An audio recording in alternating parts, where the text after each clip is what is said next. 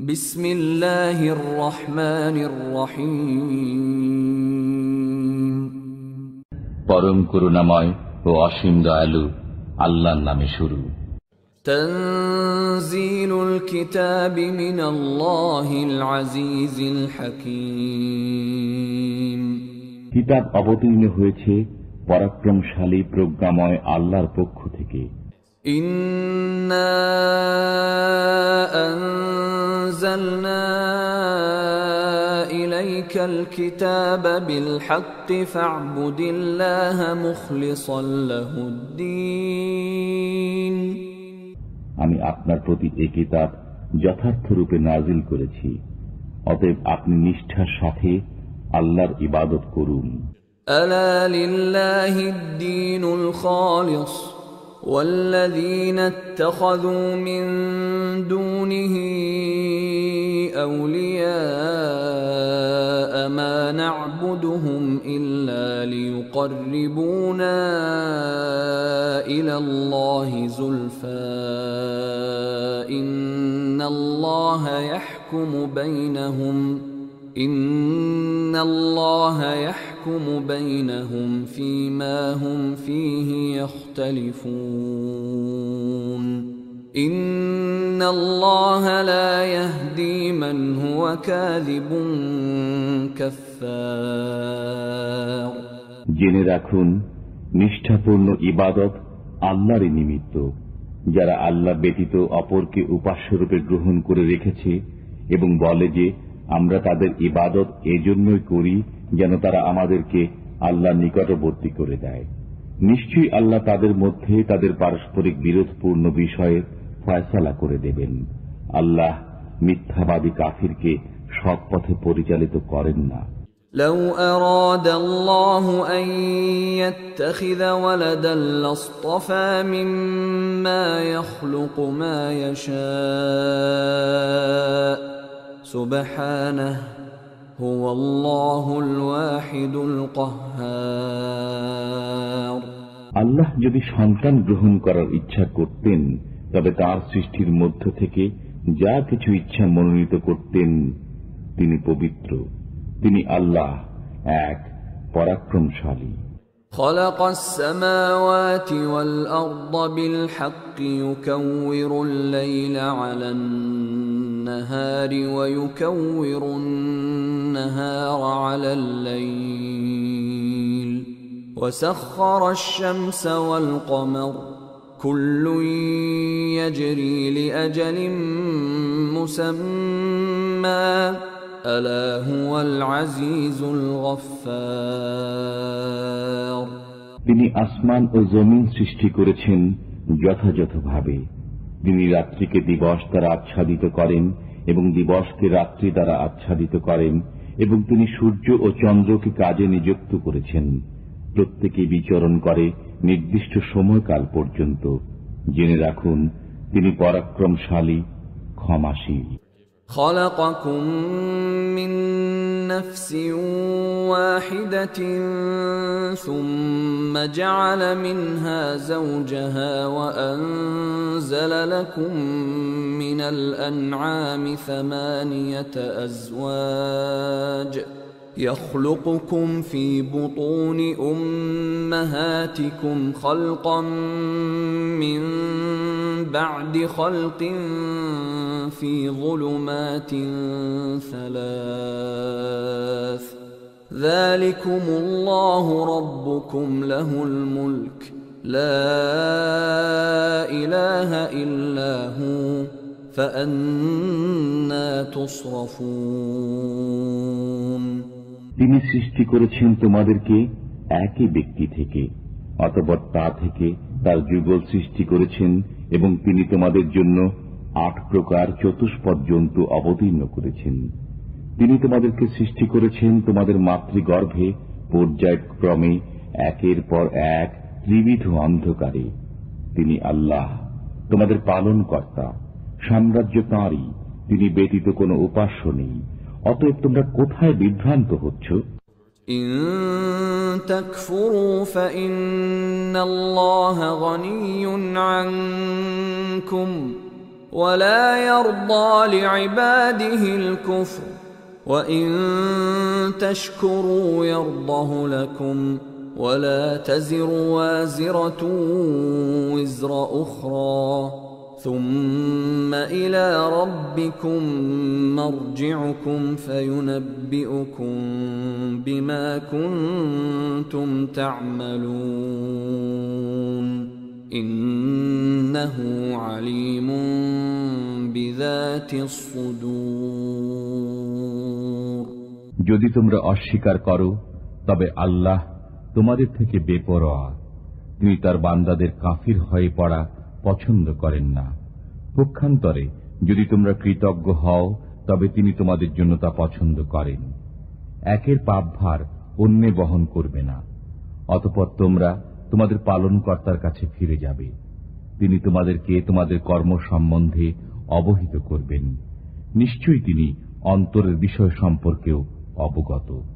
وَإِذَا مَسَّ الْإِنسَانَ ضُرٌّ دَعَا رَبَّهُ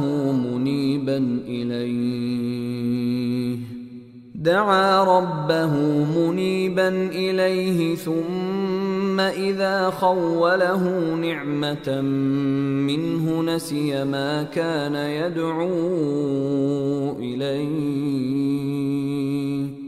نَسِيَ ما كان يدعو إليه من قبل وجعل لله أندادا ليضل عن سبيله قل تمتع بكفرك قليلا إنك من أصحاب النار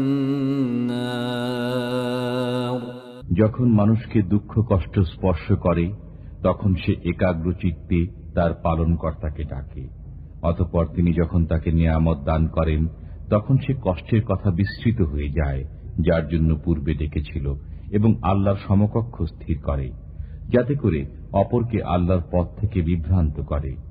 বলুন, তুমি তোমার কুফর সহকারে কিছুকাল জীবন উপভোগ করে নাও, নিশ্চয়ই তুমি জাহান্নামীদের অন্তর্ভুক্ত। أَمَّنْ هُوَ قَانِتٌ آنَاءَ اللَّيْلِ سَاجِدًا وَقَائِمًا يَحْذَرُ الْآخِرَةَ وَيَرْجُو رَحْمَةَ رَبِّهِ قُلْ هَلْ يَسْتَوِي الَّذِينَ يَعْلَمُونَ وَالَّذِينَ لَا يَعْلَمُونَ إِنَّمَا يَتَذَكَّرُ أُولُو الْأَلْبَابِ যে ব্যক্তি রাত্রিকালে সিজদার মাধ্যমে অথবা দাঁড়িয়ে ইবাদত করে, পরকালের আশঙ্কা রাখে এবং তার পালনকর্তার রহমত প্রত্যাশা করে, সে কি তার সমান যে এরূপ করে না?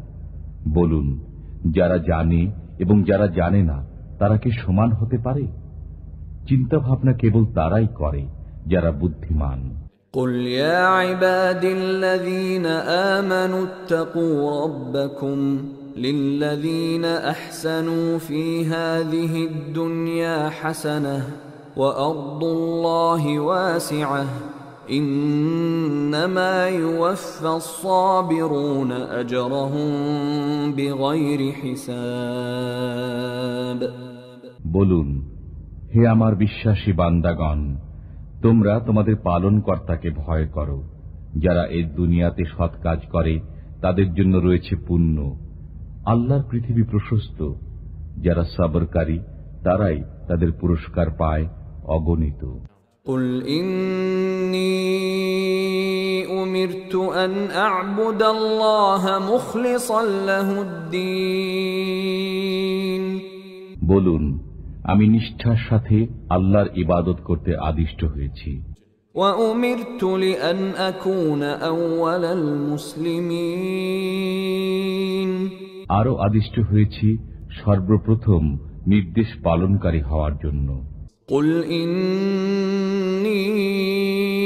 أَخَافُ إِنْ عَصَيْتُ رَبِّي عَذَابَ يَوْمٍ عَظِيمٍ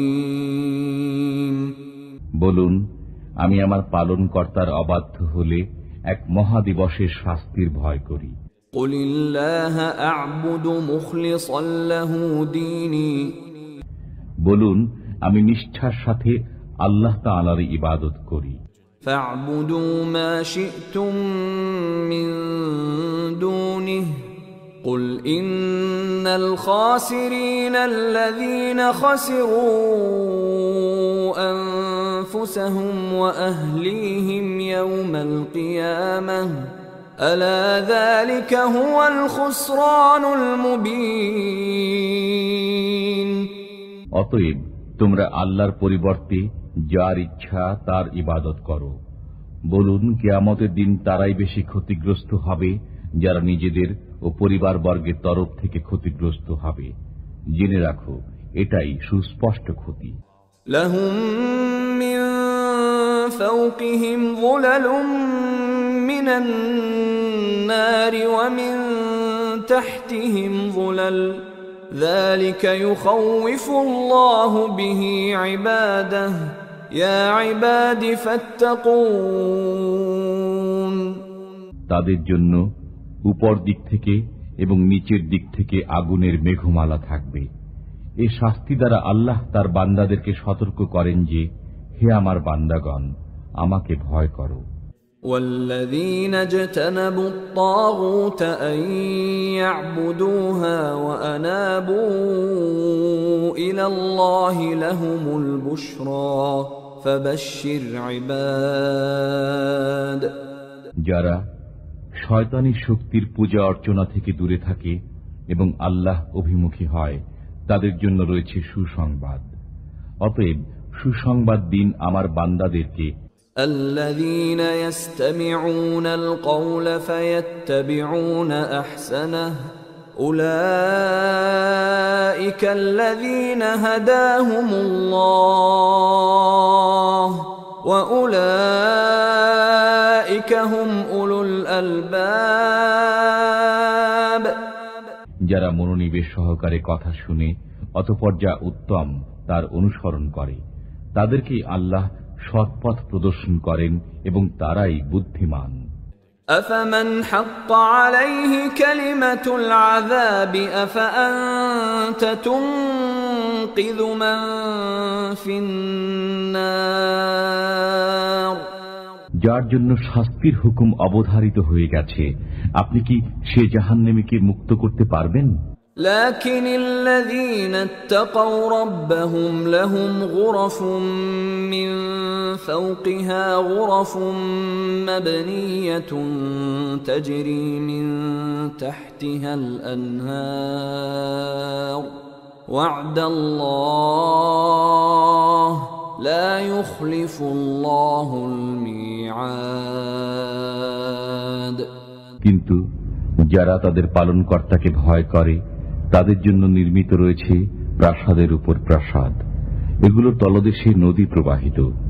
আল্লাহ প্রতিশ্রুতি দিয়েছেন, আল্লাহ প্রতিশ্রুতির খেলাপ করেন না। ألم تر أن الله أنزل من السماء ماء فسلكه ينابيع في الأرض ثم يخرج به زرعا مختلفا ألوانه ثم يهيج فتراه مصفرا ثم يجعله حطاما إن في ذلك لذكرى لأولي الألباب। তুমি কি দেখনি যে আল্লাহ আকাশ থেকে পানি বর্ষণ করেছেন, অতঃপর সে পানি জমিনের ঝর্ণাসমূহে প্রবাহিত করেছেন, এরপর তা দ্বারা বিভিন্ন রঙের ফসল উৎপন্ন করেন, অতঃপর তা শুকিয়ে যায়, ফলে তোমরা তা পীতবর্ণ দেখতে পাও। এরপর আল্লাহ তাকে খড়কুটায় পরিণত করে দেন। নিশ্চয়ই এতে বুদ্ধিমানদের জন্য উপদেশ রয়েছে। أفمن شرح الله صدره للإسلام فهو على نور من ربه فويل للقاسية قلوبهم من ذكر الله أولئك في ضلال مبين। আল্লাহ যার বক্ষ ইসলামের জন্য উন্মুক্ত করে দিয়েছেন, অতঃপর সে তার পালনকর্তার পক্ষ থেকে আগত আলোর মাঝে রয়েছে, সে কি তার সমান যে এরূপ নয়? যাদের অন্তর আল্লাহ স্মরণের ব্যাপারে কঠোর, তাদের জন্য দুর্ভোগ, তারা সুস্পষ্ট গোমরাহিতে রয়েছে।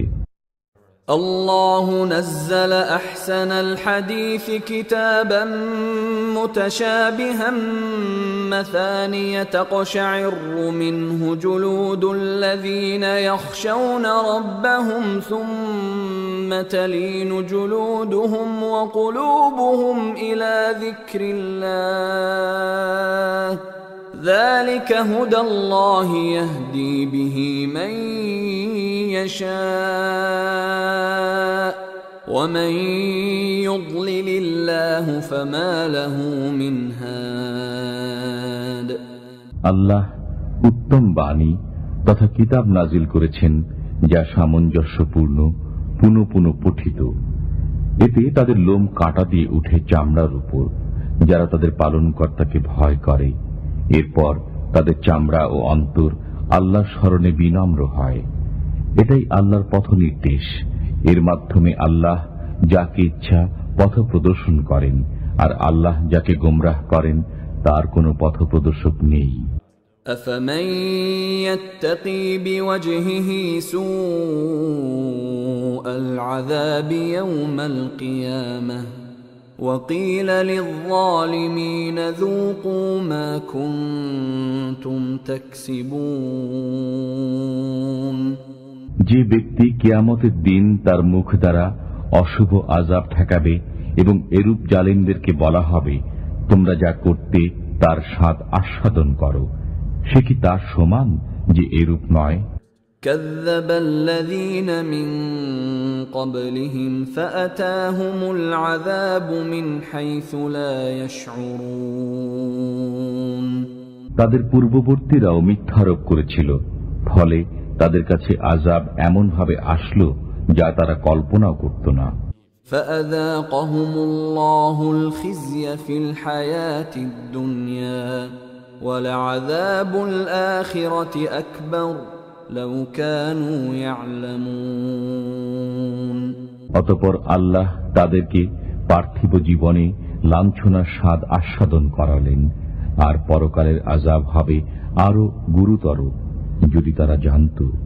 ولقد ضربنا للناس في هذا القرآن من كل مثل لعلهم يتذكرون আমি এই কোরআনে মানুষের জন্য সব দৃষ্টান্তই বর্ণনা করেছি, যাতে তারা অনুধাবন করে।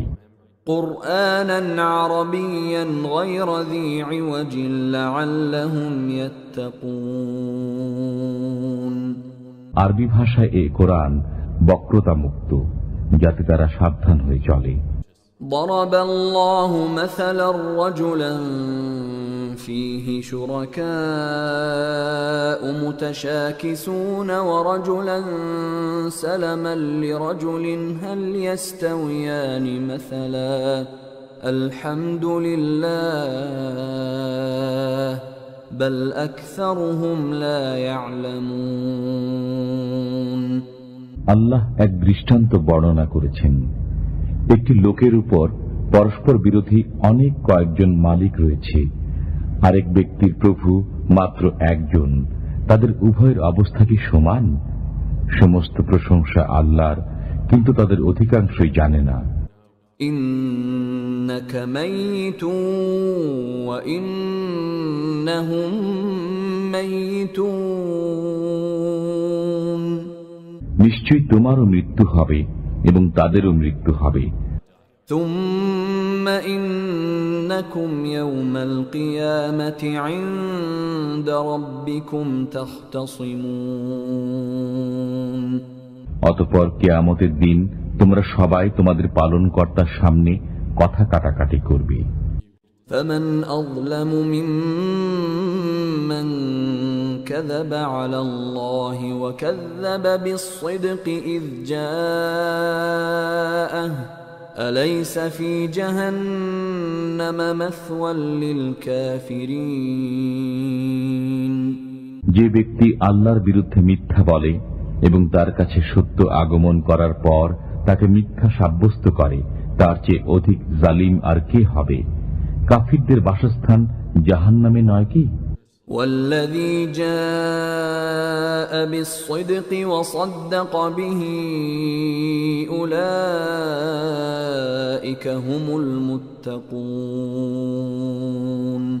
যারা সত্য নিয়ে আগমন করেছে এবং সত্যকে সত্য মেনে নিয়েছে তারাই তো আল্লাহ ভীরু। لهم ما يشاءون عند ربهم ذلك جزاء المحسنين। তাদের জন্য পালনকর্তার কাছে তাই রয়েছে যা তারা চাইবে, এটা সৎকর্মীদের পুরস্কার। ليكفر الله عنهم أسوأ الذي عملوا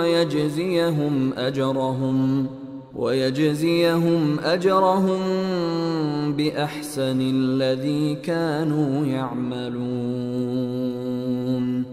যাতে আল্লাহ তাদের মন্দ কর্মসমূহ মার্জনা করেন এবং তাদের উত্তম কর্মের পুরস্কার তাদেরকে দান করেন। أليس الله بكاف عبده ويخوفونك بالذين من دونه ومن يضلل الله فما له من هاد। আল্লাহ কি তার বান্দার পক্ষে যথেষ্ট নন, অথচ তারা আপনাকে আল্লাহর পরিবর্তে অন্য উপাস্যদের ভয় দেখায়। আল্লাহ যাকে গোমরাহ করেন তার কোনো পথ প্রদর্শক নেই। ومن يهد الله فما له من مضل أليس الله بعزيز ذي انتقام। আর আল্লাহ যাকে পথ প্রদর্শন করেন তাকে পথভ্রষ্টকারী কেউ নেই। আল্লাহ কি পরাক্রমশালী, প্রতিশোধ গ্রহণকারী নন? وَلَئِن سَأَلْتَهُم مَّنْ خَلَقَ السَّمَاوَاتِ وَالْأَرْضَ لَيَقُولُنَّ اللَّهُ قُلْ أَفَرَأَيْتُم مَّا تَدْعُونَ مِن دُونِ اللَّهِ إِنْ أَرَادَنِيَ اللَّهُ بِضُرٍّ هَلْ هُنَّ كَاشِفَاتُ ضُرِّهِ أَوْ أَرَادَنِي بِرَحْمَةٍ هَلْ هُنَّ مُمْسِكَاتُ رَحْمَتِهِ قُلْ حَسْبِيَ اللَّهُ عليه يتوكل المتوكلون। যদি আপনি তাদেরকে জিজ্ঞেস করেন আসমান ও জমিন কে সৃষ্টি করেছে, তারা অবশ্যই বলবে আল্লাহ। বলুন, তোমরা ভেবে দেখেছ কি, যদি আল্লাহ আমার অনিষ্ট করার ইচ্ছা করেন তবে তোমরা আল্লাহ ব্যতীত যাদেরকে ডাকো তারা কি সে অনিষ্ট দূর করতে পারবে? অথবা তিনি আমার প্রতি রহমত করার ইচ্ছা করলে তারা কি সে রহমত রোধ করতে পারবে? বলুন, আমার পক্ষে আল্লাহ যথেষ্ট, নির্ভরকারীরা তাঁরই উপর নির্ভর করে। قُلْ يَا قَوْمِ اعْمَلُوا عَلَى مَكَانَتِكُمْ إِنِّي عَامِلٌ فَسَوْفَ تَعْلَمُونَ। বলুন, হে আমার কওম, তোমরা তোমাদের জায়গায় কাজ করো, আমিও কাজ করছি, সত্তরই জানতে পারবে। من يأتيه عذاب يخزيه ويحل عليه عذاب مقيم। কার কাছে অবমাননাকর আযাব এবং চিরস্থায়ী শাস্তি নেমে আসে। إنا أنزلنا عليك الكتاب للناس بالحق فمن اهتدى فلنفسه ومن ضل فإنما يضل عليها وما أنت عليهم بوكيل। আমি আপনার প্রতি সত্য ধর্ম সহ কিতাব নাজিল করেছি মানুষের কল্যাণ কল্পে। অতঃপর যে সৎ পথে আসে সে নিজের কল্যাণের জন্যই আসে, আর যে পথভ্রষ্ট হয় সে নিজেরই অনিষ্টের জন্য পথভ্রষ্ট হয়। আপনি তাদের জন্য দায়ী নন। الله يتوفى الأنفس حين موتها والتي لم تمت في منامها فيمسك التي قضى عليها الموت ويرسل الأخرى إلى أجل مسمى إن في ذلك لآيات لقوم يتفكرون আল্লাহ মানুষের প্রাণ হরণ করেন তার মৃত্যুর সময়, আর যে মরে না তার নিদ্রাকালে। অতঃপর যার মৃত্যু অবধারিত করেন তার প্রাণ ছাড়েন না এবং অন্যদের ছেড়ে দেন এক নির্দিষ্ট সময়ের জন্য। নিশ্চয়ই এতে চিন্তাশীল লোকদের জন্য নিদর্শনাবলী রয়েছে। أم اتخذوا من دون الله شفعاء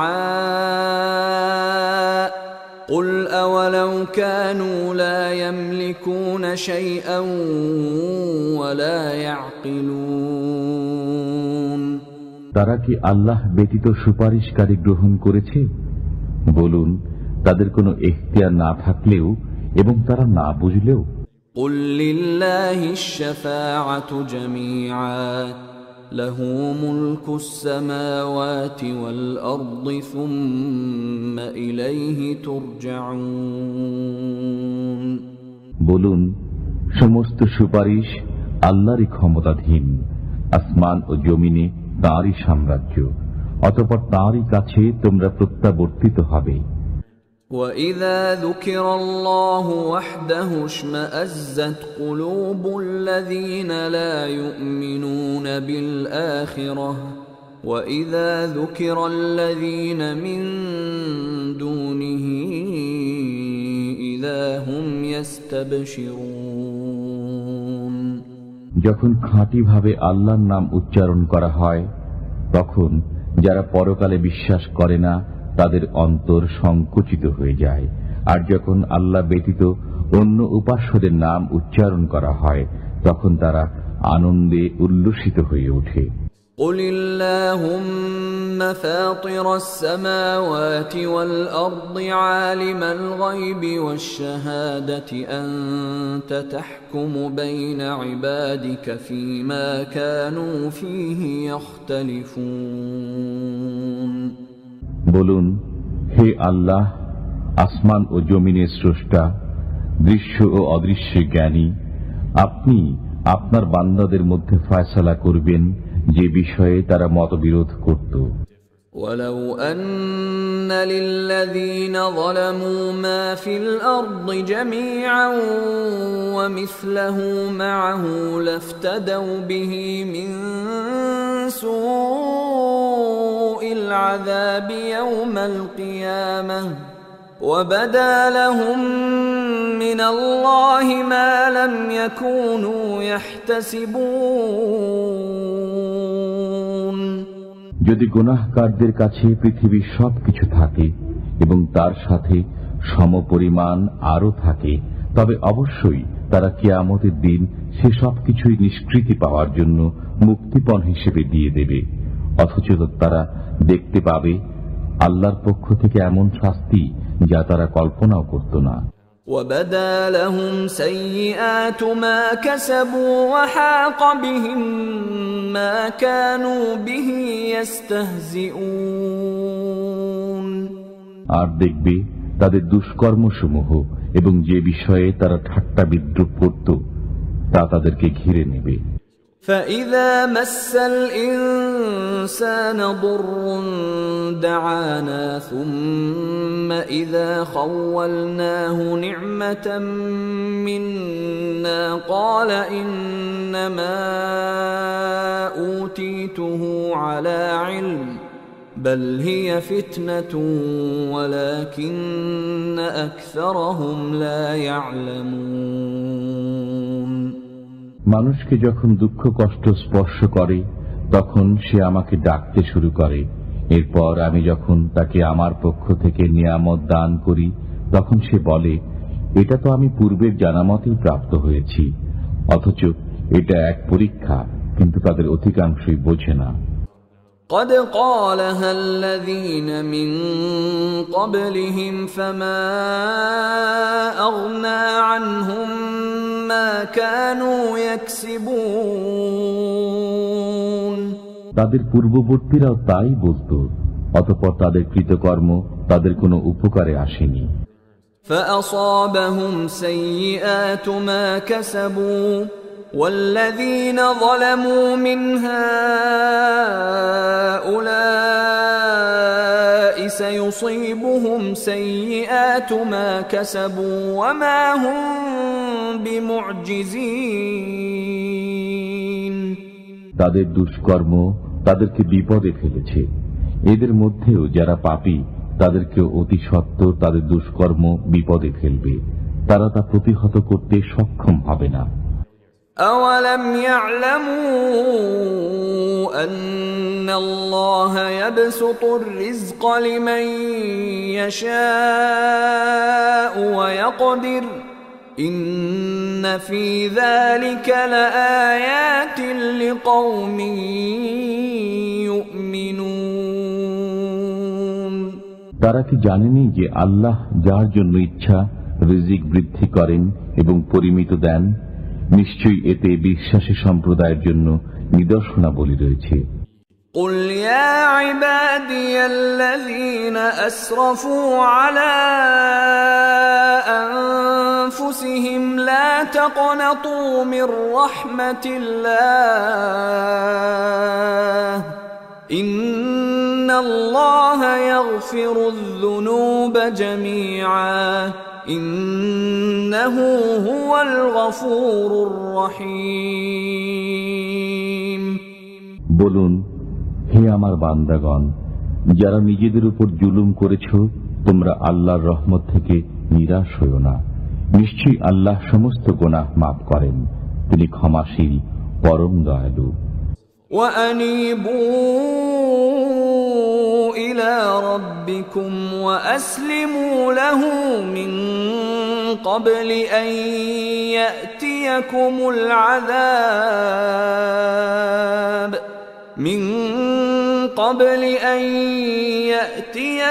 العذاب ثم لا تنصرون তোমরা তোমাদের পালনকর্তার অভিমুখী হও এবং তাঁর আজ্ঞাবহ হও তোমাদের কাছে আযাব আসার পূর্বে, এরপর তোমরা সাহায্য প্রাপ্ত হবে না। واتبعوا أحسن ما أنزل إليكم من ربكم من قبل أن يأتيكم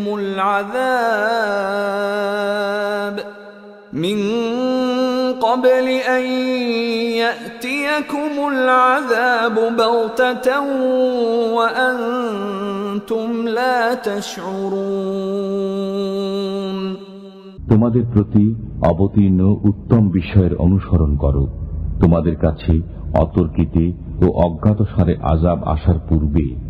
أن تقول نفس يا حسرتا على ما فرطت في جنب الله وإن كنت لمن الساخرين যাতে কেউ না বলে, হায় হায়, আল্লাহ সকাশে আমি কর্তব্যে অবহেলা করেছি এবং আমি ঠাট্টা বিদ্রুপকারীদের অন্তর্ভুক্ত ছিলাম।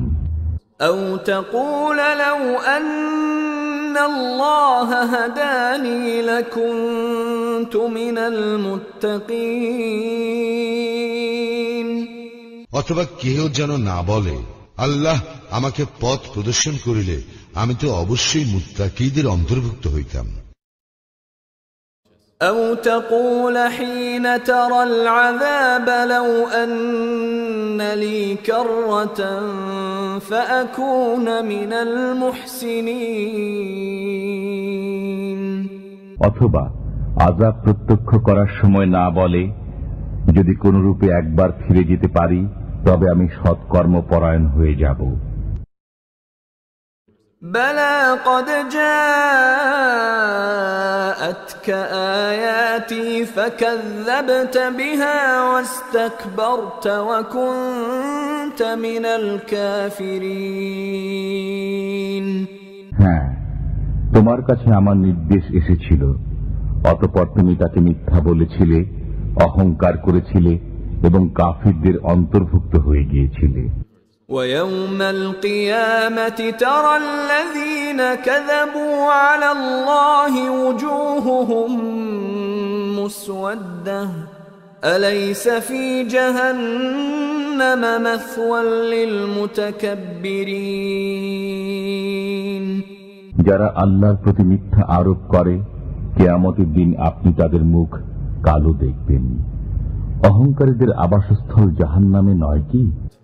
وينجي الله الذين اتقوا بمفازتهم لا يمسهم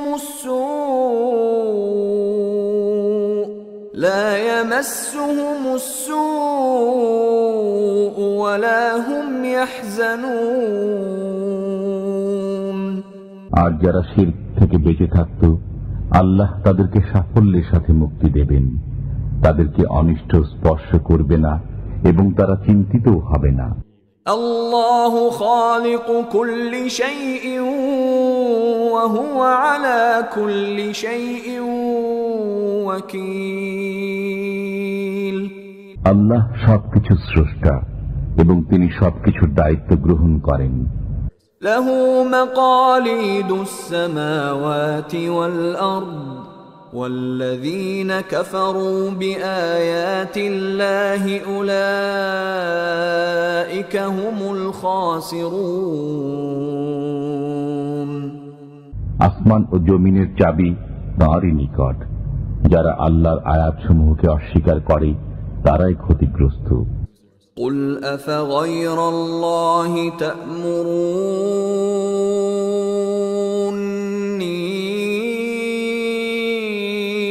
أعبد أيها الجاهلون বলুন, হে মূর্খরা, তোমরা কি আমাকে আল্লাহ ব্যতীত অন্যের ইবাদত করতে আদেশ করছো? ولقد أوحي إليك وإلى الذين من قبلك لئن أشركت ليحبطن عملك ولتكونن من الخاسرين আপনার প্রতি এবং আপনার পূর্ববর্তীদের প্রতি প্রত্যাদেশ হয়েছে, যদি আল্লাহর শরীক স্থির করেন তবে আপনার কর্ম নিষ্ফল হবে এবং আপনি ক্ষতিগ্রস্তদের একজন হবেন। বলিল্লাহ ফা'বুদ ওয়া কুন মিনাশ শাকিরিন, বরং আল্লাহর ইবাদত করুন এবং কৃতজ্ঞদের অন্তর্ভুক্ত থাকুন। وما قدروا الله حق قدره والأرض جميعا قبضته يوم القيامة والسماوات مطويات بيمينه سبحانه وتعالى عما يشركون তারা আল্লাহকে যথার্থরূপে বুঝেনি। কিয়ামতের দিন গোটা পৃথিবী থাকবে তার হাতের মুঠোতে এবং আসমানসমূহ ভাঁজ করা অবস্থায় থাকবে তার ডান হাতে। তিনি পবিত্র, আর এরা যাকে শরীক করে তা থেকে তিনি অনেক ঊর্ধ্বে। ونفخ في الصور فصعق من في السماوات ومن في الأرض إلا من شاء الله ثم نفخ فيه أخرى فإذا هم قيام ينظرون সিংগায় ফুঁক দেওয়া হবে, ফলে আসমান ও জমিনে যারা আছে সবাই বেহুশ হয়ে যাবে, তবে আল্লাহ যাকে ইচ্ছা করেন। অতঃপর আবার সিংগায় ফুঁক দেওয়া হবে, তৎক্ষণাৎ তারা দণ্ডায়মান হয়ে দেখতে থাকবে। وأشرقت الأرض بنور ربها ووضع الكتاب وجيء بالنبيين والشهداء وجيء بالنبيين والشهداء وقضي بينهم بالحق وهم لا يظلمون পৃথিবী তার পালনকর্তার নূরে উদ্ভাসিত হবে, আমল নামা স্থাপন করা হবে, পয়গম্বরগণ ও সাক্ষীগণকে আনা হবে এবং সকলের মধ্যে ন্যায় বিচার করা হবে, তাদের প্রতি জুলুম করা হবে না। ووفيت كل نفس ما عملت وهو أعلم بما يفعلون প্রত্যেকে যা করেছে তার পূর্ণ প্রতিফল দেওয়া হবে। তারা যা কিছু করে সে সম্পর্কে আল্লাহ সম্যক অবগত। وسيق الذين كفروا إلى جهنم زمرا حتى إذا جاءوها فتحت أبوابها وقال لهم خزنتها ألم يأتكم رسل منكم يتلون عليكم آيات ربكم وينذرونكم لقاء يومكم هذا قالوا بلى ولكن حقت كلمة العذاب على الكافرين কাফিরদেরকে জাহান্নামের দিকে দলে দলে হাঁকিয়ে নেওয়া হবে।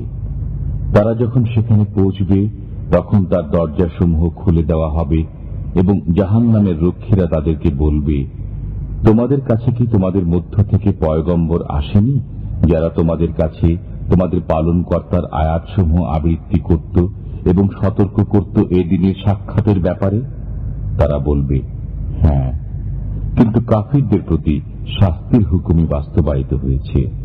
قيل ادخلوا أبواب جهنم خالدين فيها فبئس مثوى المتكبرين বলা হবে, তোমরা জাহান্নামের দরজা দিয়ে প্রবেশ করো, সেখানে চিরকাল অবস্থানের জন্য কত নিকৃষ্ট অহংকারীদের আবাসস্থল। وسيق الذين اتقوا ربهم إلى الجنة زمرا حتى إذا جاءوها وفتحت أبوابها وقال لهم خزنتها سلام عليكم طبتم فادخلوها خالدين যারা তাদের পালনকর্তাকে ভয় করত তাদেরকে দলে দলে জান্নাতের দিকে নিয়ে যাওয়া হবে। যখন তারা উন্মুক্ত দরজা দিয়ে জান্নাতে পৌঁছবে এবং জান্নাতের রক্ষীরা তাদেরকে বলবে, তোমাদের প্রতি সালাম, তোমরা সুখে থাকো, অতঃপর সদা সর্বদা বসবাসের জন্য তোমরা জান্নাতে প্রবেশ করো। وقالوا الحمد لله الذي صدقنا وعده وأورثنا الأرض نتبوأ من الجنة حيث نشاء فنعم أجر العاملين তারা বলবে, সমস্ত প্রশংসা আল্লাহর, যিনি আমাদের প্রতি তাঁর ওয়াদা পূর্ণ করেছেন এবং আমাদেরকে এ ভূমির উত্তরাধিকারী করেছেন। আমরা জান্নাতের যেখানে ইচ্ছা বসবাস করব। মেহনতকারীদের পুরস্কার কতই চমৎকার। وترى الملائكة حافين من حول العرش يسبحون بحمد ربهم وقضي بينهم بالحق وقيل الحمد لله رب العالمين আপনি ফেরেশতাগণকে দেখবেন, তারা আরশের চারপাশ ঘিরে তাদের পালনকর্তার পবিত্রতা ঘোষণা করছে। তাদের সবার মাঝে ন্যায় বিচার করা হবে। বলা হবে, সমস্ত প্রশংসা বিশ্বপালক আল্লাহর।